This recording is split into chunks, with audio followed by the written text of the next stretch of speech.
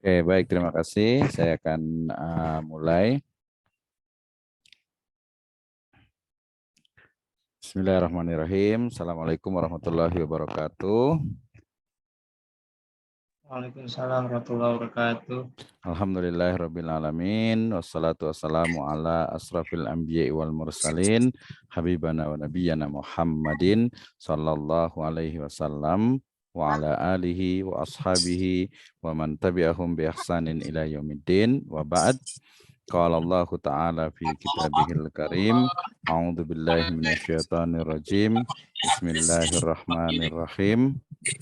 Nun wal qalami wa ma yasturun. Wa qala aidan qala Allahu azza wa jalla aidan a'udzu billahi minasyaitonir rajim. Fawailul lil ladzina yaktubunal kitaba bi aydihim thumma yaquluna hadza min indillah liyashtaru bihi thamanan qalila.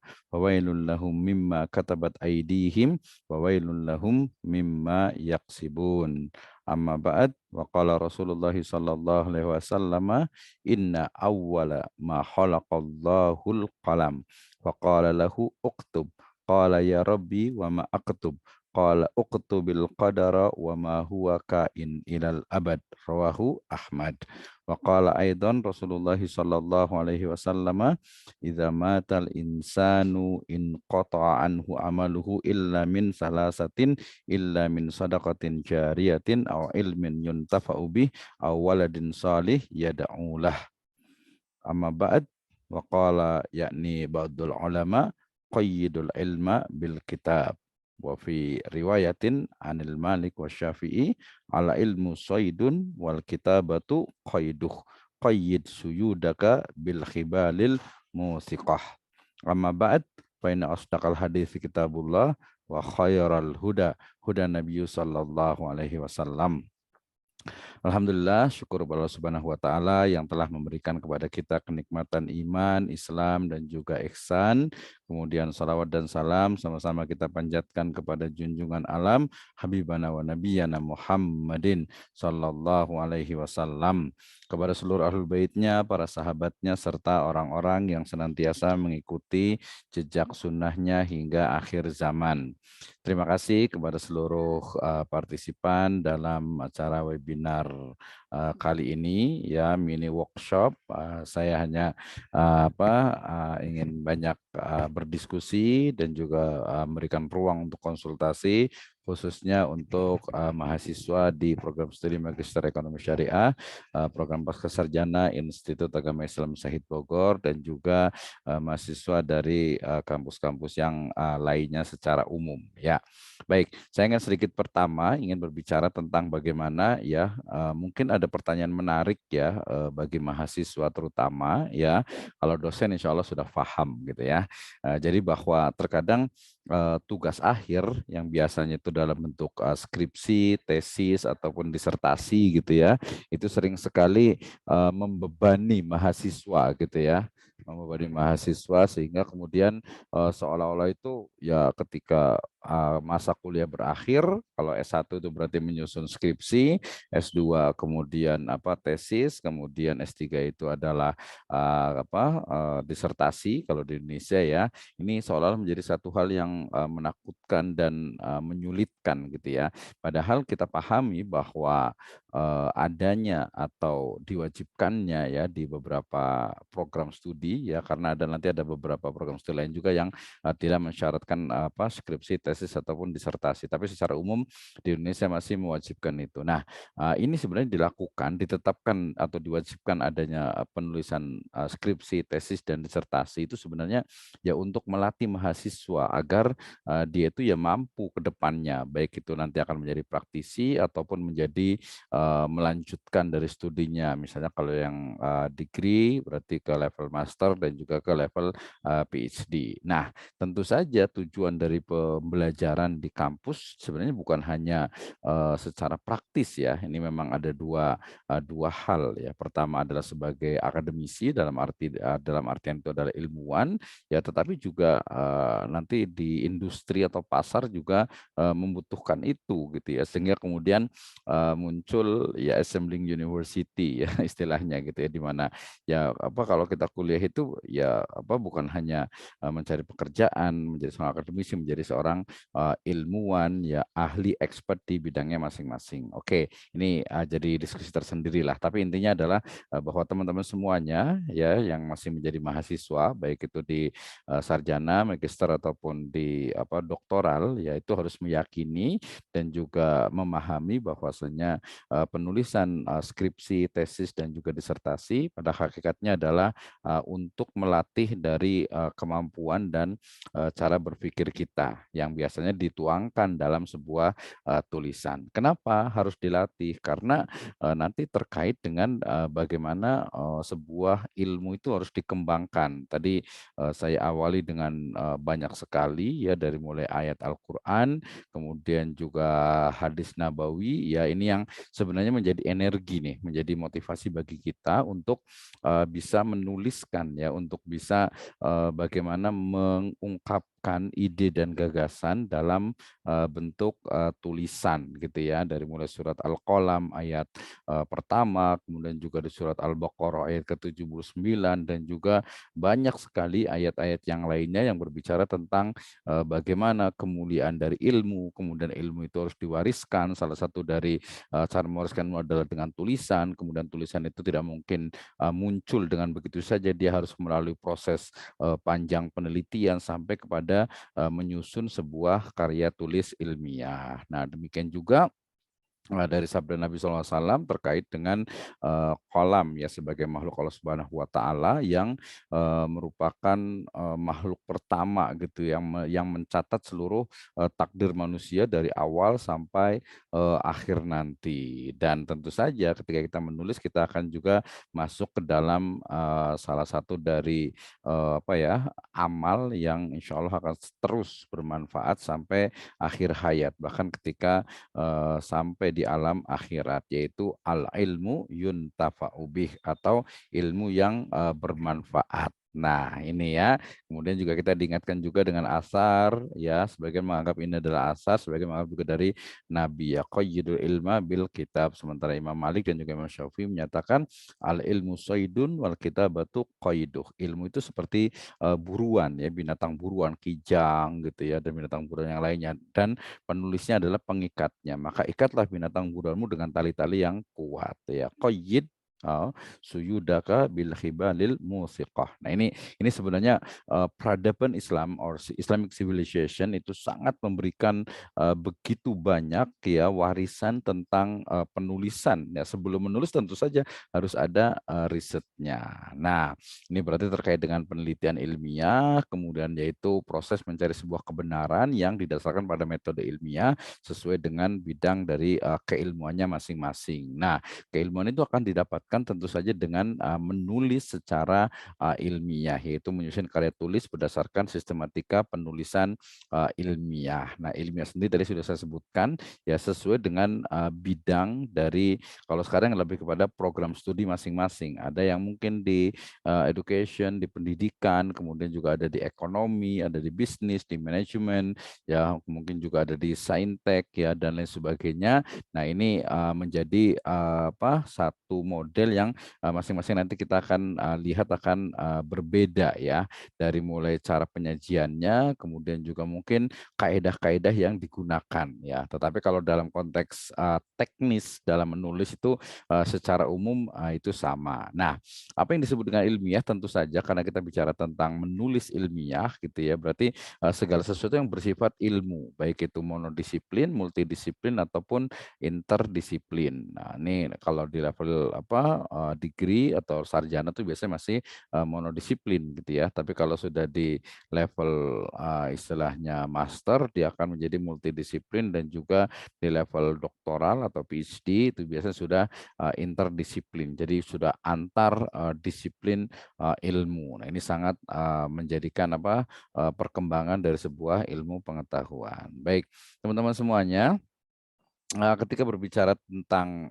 menulis ini selalu saya ulang, sebenarnya kita akan diskusi kembali karena kadang masih banyak yang bingung nih ya, terutama terkait dengan bagaimana menulis sebuah proposal, baik itu skripsi, tesis ataupun disertasi ya.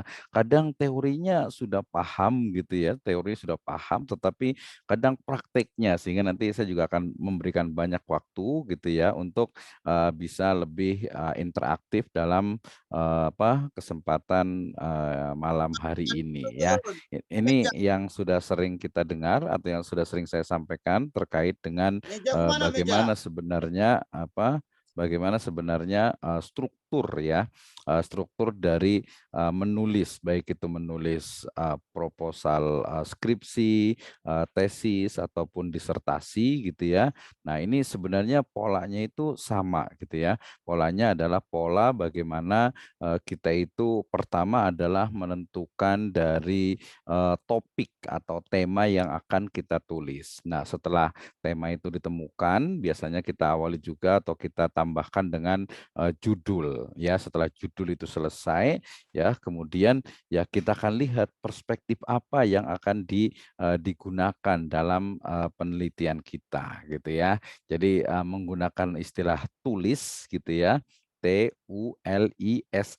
Nah, ini teman-teman yang sudah mendengar beberapa kali, mudah-mudahan semakin mendengar, semakin diulang, semakin ingat. Oke, berarti ini nanti juga berlaku untuk penulisan yang sifatnya mau menulis buku, mau menulis jurnal, mau menulis skripsi, tesis, disertasi, semuanya merujuk ke sini. Jadi ketika akan menulis skripsi misalnya atau tesis ya, tema apa yang akan ditulis gitu kan, temanya mau tema apa. Nah, nanti terkait dengan pilihan tema, tentu saja itu kalau di ranah akademik ya tentunya dia akan harus disesuaikan dengan program studi yang kita pilih. Nah, ini biasanya di beberapa tempat itu sering sekali kadang berbeda nih ya. Mungkin ada beberapa mahasiswa yang ketika sudah mengajukan judul berkali-kali gitu ya, kok belum diterima. Nah, salah satunya adalah karena tidak sesuai dengan program studi yang diambil. Misalnya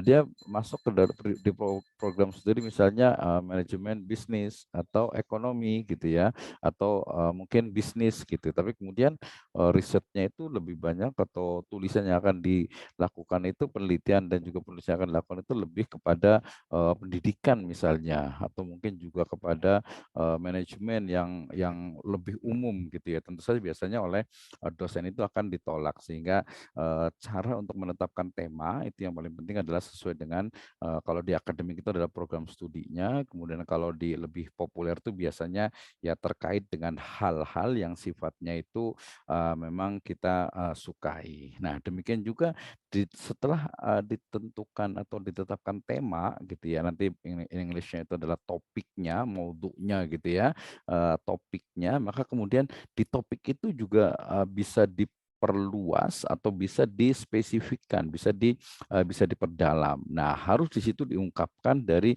permasalahan yang ada. Nah, ini banyak sekali sekarang ini tren untuk webinar, workshop dan lain sebagainya ya, bimbingan untuk menulis ya. Jadi untuk mengungkapkan masalah atau mencari gap problem gitu ya, untuk mencari sebuah permasalahan yang mau diteliti ini apa kira-kira gitu ya. Nah, ini juga dia akan berbeda tentu saja di level sarjana, master dan juga doktoral juga berbeda. Kemudian nanti dari sisi disiplin ilmu dia juga akan berbeda juga gitu ya. Dan juga yang paling penting adalah kalau saya secara simpel, secara sederhana yang menyebutkan bahwa yang namanya permasalahan itu adalah sesuatu yang memang ingin kita ketahui gitu ya, sesuatu yang ingin kita ketahui dan cara untuk mengetahuinya itu harus melalui apa? Melalui metode atau cara berpikir ilmiah. Nah, tadi sudah saya sebutkan bahwa yang namanya ilmiah itu adalah ya sesuai dengan bidang keilmuannya masing-masing. Jadi setelah temanya ditetapkan, kemudian permasalahannya itu diidentifikasi. Nanti kita akan ada contohnya masuk ke dalam bagan atau mungkin apa ya semacam sistematika dari penulisan proposal tesis ataupun skripsi ataupun disertasi. Nah, kemudian jangan lupa juga ya ini yang paling penting yaitu di L-nya yaitu lengkapi teori dan perspektif. Nah, ini yang menarik nih ya. Jadi bahwa ketika kita sudah tahu topiknya, kemudian kita sudah paham, oke masalahnya adalah ini. Nah, ketika masalah itu ada, maka kemudian apa? Masalah ini dia harus dilihat dari sisi perspektif yang apa? Yang memang kita akan lakukan. Ya, misalnya ketika saya melihat tentang fenomena apa sekarang nih ya, fenomena misalnya tentang apa ya, sekarang ini tentang kecelakaan mungkin yang kemarin terjadi di Cibubur gitu ya. Kemudian juga sebelumnya ada kenaikan harga-harga juga, kemudian juga adanya kejahatan di banyak tempat gitu ya dan lain sebagainya. Itu perspektif apa yang akan kita gunakan atau mungkin yang lagi tren agak sedikit ke ekonomi itu tentang SCBD gitu ya, Sudirman, Citayam, Bojonggede, Depok gitu ya. Nah, jadi Citayam Fashion Week misalnya gitu. Nah, ini perspektif apa yang digunakan gitu kan ya. Jadi apakah teori urban misalnya atau teori sosiologi misalnya atau mungkin ya dari sisi keagamaan pun sangat mungkin juga termasuk juga dari sisi ekonomi. Ternyata apa namanya mereka berkontribusi nih untuk apa pengembangan UMKM walaupun cuman istilahnya jajan es gitu ya, cuman beli es, cuman beli gorengan atau apa tapi juga menggerakkan ekonomi. Ini yang menarik. Jadi perspektif seperti apa yang akan kita gunakan untuk memotret, untuk melihat masalah tersebut. Nah, ini akan sangat mempengaruhi. Misalnya kita beda lagi. Misalnya sekarang lagi tren tentang digital Islam gitu ya. Jadi bagaimana ranah atau agama dalam hal ini itu Islam ya ada di ruang-ruang digital saat ini. Nah, seperti apa sebenarnya? Apakah dia akan terus bertahan atau hancur perlahan? Nah, kita akan lihat sama-sama gitu ya. Oke, next kemudian ketika berbicara tentang teori ataupun perspektif nanti ini teori nanti banyak banget ya, banyak sekali teori. Ini yang saya maksud nanti biasanya dia masuk ke dalam di bab kedua ya, di bab kedua. Tapi ada beberapa kampus juga dia meletakkannya juga di bab satu. Biasanya menggunakan istilah landasan teori atau kerangka teoritis atau kerangka teori atau kadang juga menggunakan istilah kajian pustaka gitu ya. Jadi di situ sebenarnya peneliti atau penulis itu dia memetakan ya memetakan dari berbagai teori, pendapat orang lain yang kemudian bisa kita kritisi, kita bisa bantah, kita bisa ikuti, kita bisa mungkin bahkan apa kita modifikasi dan lain sebagainya itu masuk ke dalam ranah teori gitu ya. Misalnya kita mau meneliti tadi tentang Citayam Fashion Week misalnya gitu ya. Oh, ternyata kalau dari sisi teori ekonomi gitu ya. Oh, ini kayaknya agak cukup apa ya, bagus juga nih menggerakkan ekonomi gitu ya.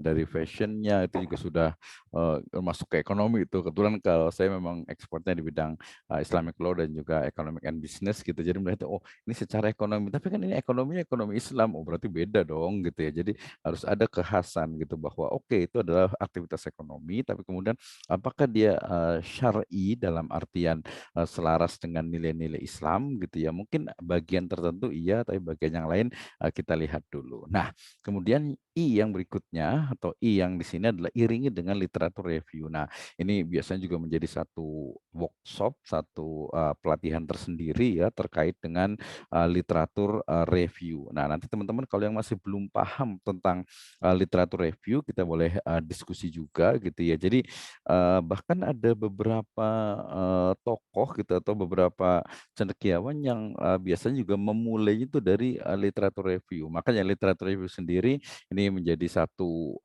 bahkan menjadi satu pendekatan atau metode penelitian sendiri yang disebut dengan bibliometrik gitu ya. Bagaimana melihat tentang tadi masalahnya atau temanya atau topiknya ini gitu ya. Kemudian tema atau topik ini ya saya lebih spesifik menggunakan istilah topik aja ya. Topik ini apakah sudah ditulis oleh peneliti lain atau oleh orang lain? Kalau sudah berdasarkan kronologi dari yang paling lama kemudian yang paling kemudian berikutnya sampai yang paling terbaru. Misalnya, saya mungkin agak cerita sedikit tentang disertasi saya. Kalau disertasi saya kebetulan lebih banyak ke hukum, ke law ya, Islamic law di situ. Jadi saya mencoba menganalisis dulu terkait dengan literatur review. Sebenarnya ini juga nyambung juga ke teori gitu ya. Jadi penelitian tentang bagaimana penyerapan dari hukum Islam oleh komunitas adat gitu. Ternyata 100 tahun yang lalu itu sudah dibahas gitu ya.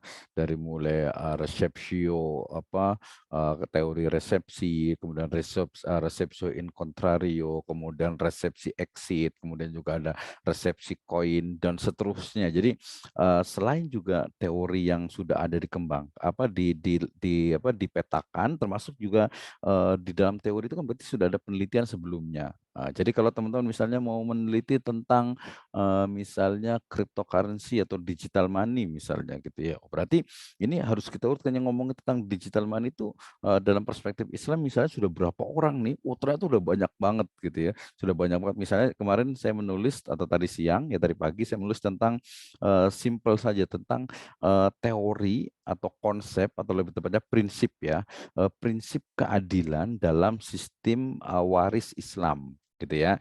Jadi dalam sistem waris Islam, kalau mungkin yang banyak ditulis itu adalah tentang lidzakari mislu hadzil unsayain gitu ya. Jadi bagi laki-laki 2 kali bagian perempuan itu udah banyak dibahas. Tapi kalau terkait dengan aul dan rod gitu ya, di mana dalam sistem waris Islam itu ketika ternyata harta warisan itu ternyata kurang, ketika dibagi kok bisa kurang sih? Nah, ini teman-teman yang sudah biasa di dunia yang sudah pernah belajar ilmu waris pasti tahu. Oh ternyata ada ashabul furud yang ketika seorang meninggal itu ashabul furudnya itu ketika meninggal kemudian ternyata hartanya itu kurang. Ya ketika dibagi kurang. Nah, kemudian berlaku apa yang disebut dengan aul gitu ya. Jadi diambil dari masing-masing jatah itu kemudian diberikan kepada yang belum dapat. Atau kebalikannya, ketika dibagikan ternyata masih ada lebih. Nah, kalau lebih ada asobah, itu sebenarnya nggak ada masalah karena sisanya itu kepada asobah. Tapi kalau hartanya itu lebih, tapi ternyata asobahnya itu tidak ada gitu ya, maka berarti ya ini harus dirod, harus dikembalikan lagi kepada ashabul furud itu. Nah, kita melihat dalam prinsip keadilan ini bagaimana sebenarnya prinsip keadilan yang ada dalam sistem waris Islam khususnya di case tentang aul dan rod. Nah, ini berarti oh ternyata yang meneliti tentang ini ada juga nih 1, 2, 3, 4, 5. Nah, itu dia ke dalam literatur review. Jadi manfaat dari literatur review ini sangat banyak sekali ya. Kalau kata Google Scholar itu we stand in the shoulder of giant ya. Jadi kita ini berdiri di pundak para raksasa gitu ya. Maksudnya kita itu ilmu yang kita tulis itu adalah batu bata yang melengkapi dari batu bata yang sudah ada yang dulu disusun oleh pendahulu-pendahulu oleh penulis-penulis cendekiawan-cendekiawan sebelum kita. Nah, setelah tahu oke penelitian dengan tema ini sudah ditulis oleh A B C D gitu ya. Nanti kalau di bibliometrik dia bukan hanya itu sebenarnya, dia akan menemukan jurnal mana yang paling banyak menulis tentang tema itu atau topik itu, terus sampai autornya, penulis siapa sebenarnya yang banyak menulis tentang itu gitu, sampai kepada wilayah-wilayah, daerah-daerah mana atau negara mana yang banyak membahas tentang itu gitu ya. Nah, kemudian yang berikutnya adalah sesuaikan dengan metode penelitian gitu ya. Sesuaikan dengan metode penelitian. Maksudnya kalau sudah temanya, topiknya sudah kita ketahui. Masalahnya itu adalah ini. Oke, masalah ini, teori-teori yang berkembang yang ada sejak dulu itu adalah ini, gitu ya. Kemudian perspektif yang saya akan gunakan adalah ini. Penelitian ini sudah dilakukan oleh beberapa orang, kemudian saya akan menggunakan metode penelitian ini. Ah, ini biasanya banyak sekali, kalaupun teman-teman semuanya, ibu dan bapak sekalian itu tidak sempat untuk melihat apa, atau untuk mengikuti sebuah webinar, rekaman di YouTube ya, itu sangat banyak sekali gitu ya. Saya menemukan banyak sekali, rata-rata itu di atas 1, 2, sampai 3 jam bahkan ya. 2 jam lah standar itu. Itu banyak sekali, tinggal kita mau belajar atau tidak. Jadi zaman sekarang ini saya memotivasi diri saya sendiri dan juga teman-teman semuanya nih untuk zaman sekarang ini tidak ada alasan untuk tidak memahami sebuah topik ya. Tidak ada alasan juga untuk mengatakan menulis skripsi, tesis, disertasi itu susah gitu ya. Tinggal kita mau atau tidak. Nah, ini yang terjadi ini, yang di sekitar kita, sekitar saya lah mungkin ya, atau mungkin maksudnya di lingkungan kita banyak orang-orang yang tadi ya, ini saya ngutip dari seorang teman hadir juga sekarang ini yang apa salah satu share di Facebook-nya, di media sosialnya bahwa ya banyak orang itu cenderung udahlah yang penting dapat gelar saja gitu ya, dapat sarjana, dapat magister, dapat doktor gitu ya. Seolah itu sesuatu yang wah gitu ya. Padahal kalau menurut saya ya gelar itu bonus gitu ya. Ketika kita sudah justru ketika kita khawatir ketika gelar kita tuh panjang tapi ternyata tidak menguasai tema atau topik atau disiplin ilmu yang ada di gelar itu ya. Sehingga saya mengatakan juga dengan teman di Cisarua itu mengatakan ya kenapa salah satunya Indonesia itu apa kurang bisa maju gitu ya, salah satunya ya adalah karena ya mahasiswa atau masyarakatnya cenderung belajar itu ya apa ya mungkin simpel gitu, maunya simpel, maunya gampang, maunya nggak mau ribet gitu ya. Sebenarnya nulis juga nggak ribet, menyusun skripsi tadi saya katakan juga mudah, kemudian sampai skripsi, tesis ataupun disertasi itu juga mudah asal kita mau saja. Wah ini jadi banyak motivasinya ya. Nah, kemudian nanti sertakan analisis dan juga kesimpulan. Ya, dari sini nih seperti ini. Jadi cara kita menentukan temanya gitu ya. Ini sudah saya ulang-ulang nih. Boleh lihat di YouTube saya lagi juga. Ini saya yakin sudah paham semuanya. Kita suka interest dengan tema itu, kemudian apa data yang kita carikan itu dekat dalam artian itu mudah dicari datanya. Jangan sampai misalnya saya mau riset di Singapura misalnya gitu ya. Ya kalau ada koneksi di sana mungkin bisa gitu. Tapi kalau mamanya agak susah, oh ya nggak bisa karena di sana banyak aturannya gitu ya. Atau mungkin, wih biar keren nih saya pengen ke Dubai misalnya. Ya kalau punya duit sih nggak apa-apa gitu. Tapi mendingan cari sesuatu yang memang unik, ada nilai novelty, kebaruan, menarik. Nah, nanti tentang kebaruan ini juga sudah banyak sekali dibahas gitu ya. Bagaimana kebaruan itu adalah ya sesuatu yang memang belum banyak diteliti oleh orang lain. Baik itu dari sisi temanya ataupun riset metodologi yang digunakan gitu ya. Nah, biasanya kadang ilmuwan itu kadang kelihatannya gitu ya agak agak sedikit nyeleneh gitu. Kenapa? Karena ini sudah diteliti, ini sudah diteliti, ini sudah teliti. Nah, dia harus cari sesuatu yang baru lagi. Makanya muncul istilah ada the living Quran, the living hadis, ada the living fikih, the living maqasid, kemudian juga ilmu yang sifatnya tadi saya sebut dengan interdisipliner gitu. Jadi ketika membaca Al-Quran bukan lagi hanya tafsir bil ro'i atau bukan, maksudnya bukan hanya tafsir bil maksur, tapi sudah tafsir bil ilmi misalnya. Nah, ini akan menjadi luas lagi ketika berbicara tentang sejarah peradaban Islam. Kita juga melihat dari perspektif yang berbeda. Nah, itu akan menemukan temuan-temuan baru khususnya terkait dengan ya perkembangan atau pengembangan dari ilmu itu sendiri. Ini tentukan tema, saya yakin sudah paham semuanya, kemudian ungkapkan masalah, ini juga tadi saya sebut ya masalah itu sesuatu yang tidak kita ketahui, tapi cara untuk mengetahuinya itu adalah dengan tahapan ilmiah, maksudnya dengan proses atau dengan prosedur ilmiah gitu ya. Ilmiah itu ya bahasa Arab artinya sesuai dengan ilmu. Ya ilmu yang mana? Ya ilmu yang memang disesuaikan dengan disiplin dari masing-masing bidangnya itu ya. Oke, ini adalah ungkapan masalahnya. Kemudian lengkapi dengan teori, ini juga terkait dengan teori ilmu pengetahuan, baik itu saya menyebutnya dengan ilmu-ilmu qauliyah ataupun ilmu-ilmu kauniyah ya. Jadi begitu banyak teori yang ada, kemudian kita mau menggunakan teori yang mana nih, gitu ya. Teori yang mana yang akan kita gunakan untuk melihat, untuk juga menganalisis dari ini kita. Oke ya, baik terima kasih. Kemudian ketika bicara tentang lengkapi dengan teori, ini pentingnya nih. Makanya nanti ada untuk saat ini yang paling banyak itu adalah referensi untuk apa? Untuk yang paling update itu adalah jurnal gitu ya. Walaupun sebenarnya tergantung kembali lagi kepada kepada objek penelitiannya gitu ya. Kalau dia hal-hal yang sifatnya baru ya tentu saja itu adalah jurnal. Tapi kalau dia turos gitu ya, maka semakin lama, apalagi nanti kalau ilmu sejarah gitu, maka semakin lama itu akan semakin bagus tentu saja, gitu ya. Oke, kemudian ini yang saya sebut dengan literatur review.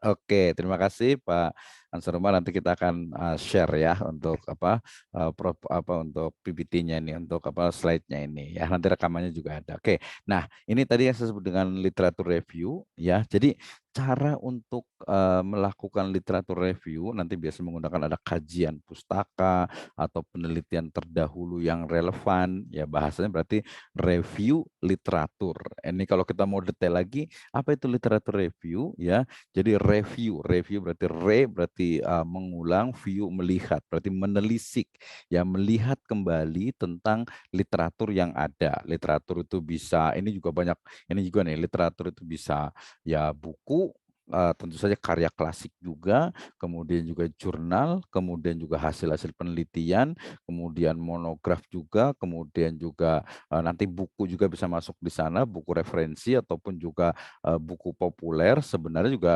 kalau kita lihat ya di era digital ini ya, hasil-hasil laporan digital itu juga sangat mungkin juga menjadi sebuah literatur. Tapi secara umum literatur itu sekarang ya kalau dari level yang paling tinggi itu adalah jurnal, kemudian textbook ya, buku daras, buku rujukan atau buku babon, buku induk gitu ya. Kemudian nanti buku-buku yang hasil-hasil dari penelitian ya, laporan-laporan dari sebuah penelitian gitu ya. Nanti di situ dari mulai disertasi, kemudian tesis, kemudian baru yang di bawahnya adalah skripsi gitu ya, sampai kepada tulisan-tulisan populer yang memang juga di sana menggunakan atau menjadikan satu objek penelitian kita. Nah, yang diteliti atau yang direview, yang dilihat ulang, yaitu apa? Pertama adalah tema atau topik penelitiannya. Misalnya saya mau meneliti tentang kemarin proposal saya di ICIS itu adalah tentang bagaimana untuk halal lifestyle di Kamboja misalnya gitu ya.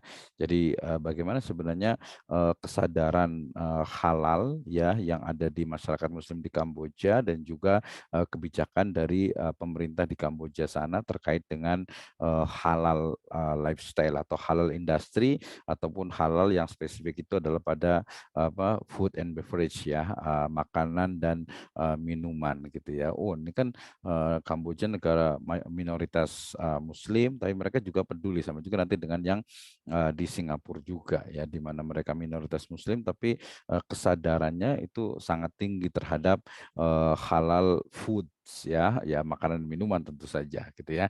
Ini menjadi tema yang menarik. Berarti ketika temanya adalah halal halal lifestyle saya sebut ya, halal lifestyle atau halal industri di minority muslim. Sudah banyak belum yang meneliti?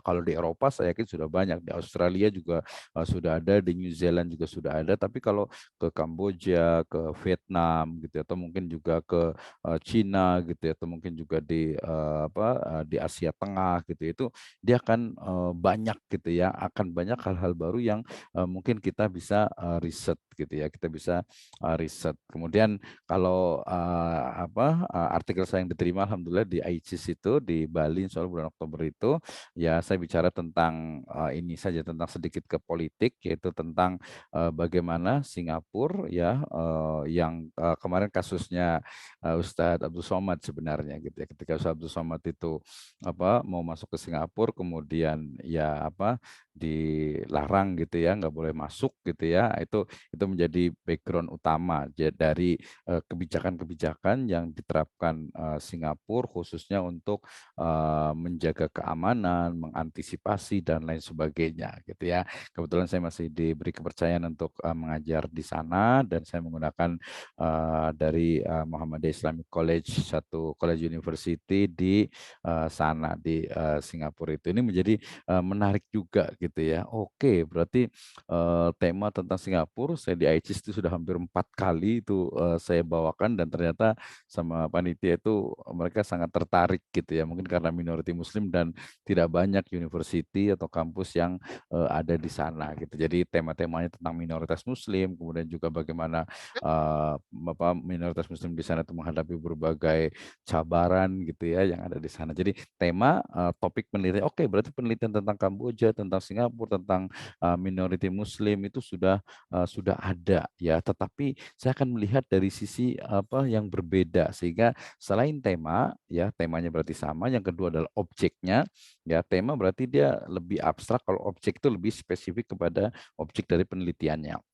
Nah, kemudian ketika tema sudah banyak dilakukan, kemudian juga objek juga sering banyak dilakukan. Misalnya nih, kalau dalam ekonomi dan bisnis dan manajemen kemasjidan itu Masjid Jogokarian misalnya yang di Jogja itu ya, itu selalu objek penelitian dengan Masjid Jogokarian itu sudah sangat banyak sekali gitu ya. Sehingga aduh kalau mau meneliti di sana berarti harus cari topik yang belum pernah diteliti, kemudian juga dari sisi riset metodologi misalnya ya, saya lihat kayaknya belum banyak gitu ya yang misalnya saya tetap meneliti di Masjid Jogokarian di sana, tapi saya menggunakan etnografi misalnya ya. Jadi saya ke sana, ya kebetulan alhamdulillah pernah ke sana juga, kemudian saya tinggal di sana, di masjidnya, makan di situ, tidur di situ. Jadi tahu persis bagaimana sih sebenarnya keadaan real dari Jogokarian itu. Ini dia kalau dari sisi kebetulan saya juga expertnya di kualitatif gitu ya. Jadi kalau dari sisi kualitatif dia datanya itu akan valid gitu ya. Keabsahan datanya itu sudah terbukti karena saya memang di situ. Kalau sehari mungkin masih kelihatan inilah ya apa agak sedikit belum tahu aslinya gitu. Tapi sudah 2 hari, 3 hari, 4 hari, 5 hari, sepekan itu kelihatan oh Jumatannya begini gitu. Sebulan lebih lama lagi oh tahu persis orang-orang yang datang itu begini, yang datang begini-begini itu di apa keabsahan data. Kalau di kuantitatif itu dia menggunakan istilah validity atau validitas data. Nah, termasuk juga tadi saya bicara tentang metode penelitian ya, objeknya udah banyak. Metode penelitian juga penting sekali nih. Saya mengikuti berkali-kali juga riset, saya juga banyak belajar lagi terutama ke Prof. Sugiono ya, yang di Sekolah Penelitian Indonesia itu ternyata ya, sayangnya nih, ini salah satu dari apa, semangat saya nih untuk bagaimana terutama teman-teman yang ada di Islamic Studies khususnya di Islamic Economic and Business. Jadi mahasiswa di program studi ekonomi syariah, bisnis syariah, manajemen syariah, kemudian juga keuangan syariah, itu dia harus mampu untuk apa ya, mengembangkan riset metodologinya tersendiri ya. Ya kalau S2 sudah mulai lah ya sama PhD ini penting sekali. Kalau yang apa degree sarjana ya mungkin ambil satu riset yang biasa diajarkan yang standar oleh dosennya gitu. Kebetulan ada beberapa teman di UPNPJ ya, UPN Veteran Jakarta. Jadi ya udahlah ikut saja. Tapi kalau untuk belajar apalagi nanti ke depannya pengen jadi dosen gitu ya, maka dia harus paham oh ini kuantitatif, ini kualitatif, ini mixed method. Ini yang Islam di mana nih? Ini selalu saya selalu sampaikan. Ini yang Islamic research, Islamic approach ini di mana gitu? Apakah kita cuman ngikut saja gitu ya? Atau ini juga kita ngikut juga nih definisi ilmiah mungkin dalam perspektif Islam itu juga akan berbeda. Oh, ini masuk ke dalam apa ya? Falsafah atau filsafat ilmu ya dalam Islam tentu saja. Oke, ya jadi literatur review itu dia akan lihat dari sisi apa topiknya, kesamaan dalam topik, kesamaan dalam objek dan juga kesamaan dalam riset metodologi. Jadi bukan hanya, oh ini topiknya sama nih, oh gitu enggak juga. Gitu. Oh ini penelitiannya sama digunakan nih. Nah, ini sangat mungkin sekali. Oke. Nah, sesuaikan metode penelitian. Wah, ini biasanya 1 semester, kadang 1 semester juga kurang apalagi apalagi yang jarang masuk gitu ya. Dia nggak tahu apa itu statistik. Alhamdulillah di sini sudah ada yang ini ENP itu seperti apa, Analytical Network Process, kemudian sekarang sudah ada APA, kemudian juga ada kalau sesuatu itu udah standar, ini yang kualitas ada fenomenologi, ada etnografi, bahkan untuk mengetahui apa analisis triangulasi pun nggak paham, apalagi masuk ke dalam ide gagasan untuk menjadikan usul fikih dan juga maqasidus syariah sebagai ya setara ya atau mungkin menjadi satu pembahasan. Ini memang biasanya di background-nya di ilmu hukum, terutama nanti ilmu hukum Islam. Ini dia akan terus berkembang gitu ya, banyak sekali gitu sehingga kemudian ini yang menjadikan ilmu itu dia akan berkembang gitu ya dari sisi riset metodologinya. Nah, mungkin ada pertanyaan dari teman-teman semuanya. Ini saya meneliti ini, kemudian riset metodologi penelitian apa nih yang cocok nih untuk saya gitu ya. Ya, maka akan dikembalikan kepada apa? Kepada objek ya dari penelitian kita ya. Jadi kalau ditanya metodenya ini pakai apa? Kuanti atau kuali? Sebenarnya saya juga akan cenderung mengatakan kuanti atau kuali itu ya kembali kepada objek dan juga tujuannya. Termasuk salah satu dari apa ya? Ya rahasia istilahnya itu ya. Pertanyaan lah ya bukan rahasia ya. Pertanyaan yang sering sekali ditanyakan oleh dosen pembimbing yaitu adalah terkait dengan kenapa Anda menggunakan metode ini, gitu ya. Kenapa Anda menggunakan metode penelitian ini? Itu ya. Ya, karena apa kalau ditanya, kenapa Anda menggunakan metode penelitian kuantitatif? Kenapa Anda menggunakan kualitatif atau mix gitu ya? Maka jawabannya adalah karena ya data yang ada dalam penelitian saya bersifat kualitatif ataupun kuantitatif sehingga cara menganalisisnya juga harus dengan pendekatan kuanti atau kuali ataupun mix dan tujuan dari riset saya ini adalah untuk mendapatkan ini dan ini termasuk dalam lingkup kuanti atau kuali atau juga mungkin apa mix ya. Nah, ini menjadi pilihan atau menjadi satu jawaban ketika ditanya, ya kenapa menggunakan penelitian ini belum lagi nanti kalau yang paling standar untuk S1 nih sih biasanya yang ditanya itu adalah ada masalah apa dengan objek penelitian Anda gitu ya. Selalunya itu gitu ya. Jadi kenapa Anda memilih penelitian ini? Kenapa objeknya adalah ini? Kenapa metode yang digunakan ini? Bagaimana cara menganalisis data yang Anda lakukan? Nanti sebelumnya lagi bagaimana membuktikan bahwa data yang Anda temukan itu adalah valid gitu ya. Nah, semuanya ada di ujian baik itu proposal ataupun di ujian munaqosyah ya ujian skripsi, tesis ataupun disertasi. Oke. Nah, ini sertakan analisis dan juga kesimpulan. Ini penting sekali untuk memilih tools of analysis dan juga tahapan dalam menulis skripsi, tesis ataupun disertasi. Ini harus diulang ini harus diulang-ulang terus gitu ya, agar nanti tahu, oh begini cara menulisnya, bagaimana cara menganalisisnya, ini apakah kuantitatif atau kualitatif, kemudian data dari jenis penelitian itu seperti apa, teknik pengumpulannya bagaimana, cara menganalisisnya apakah menggunakan kuantitatif atau kualitatif. Nah, ya sampai kepada konsistensi dalam atau dengan metode tersebut ya dalam menggunakan teori, dalam menggunakan metode itu harus konsisten. Nah, ini yang saya hadapi ya terutama mahasiswa gitu ya. Jadi tadi kalau sebenarnya yang awal itu ya insya Allah besok malam juga kita akan ada ya untuk yang kuantitatif. Jangan lupa teman-teman semuanya bisa ikut juga nanti boleh tanya ke saya untuk apa linknya masih sama yang kemarin juga tentang kuantitatif. Jadi tidak ada ya kelebihan atau keutamaan antara kuantitatif atau kualitatif atau mix gitu ya. Yang pasti apa yang akan Anda cari, kemudian bagaimana cara mencari jawaban dari masalah yang Anda hadapi, yang Anda dapatkan, kemudian nanti apakah keputusan itu atau apakah tool ataupun cara menganalisisnya pilihan itu sudah benar dan bagaimana nanti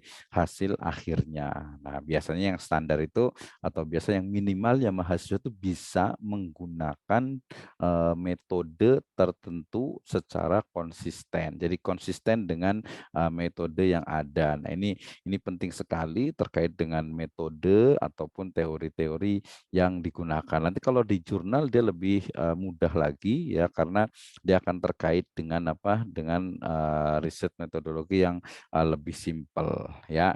Nah, oke, dari sini keep writing. Let's discuss about the skripsi ya, tes